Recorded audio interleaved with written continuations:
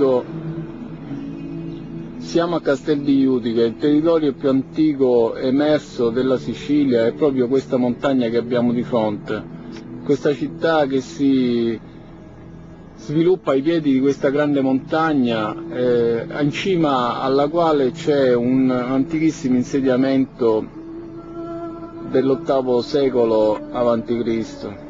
Questa Monte Judica in questi giorni è stato invaso da queste gigantesche pale di energia eolica.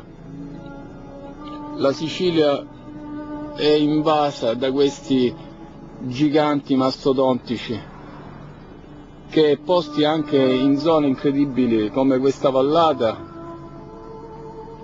catturano energia da quel poco di vento che si sviluppa in queste assolate vallate di grano.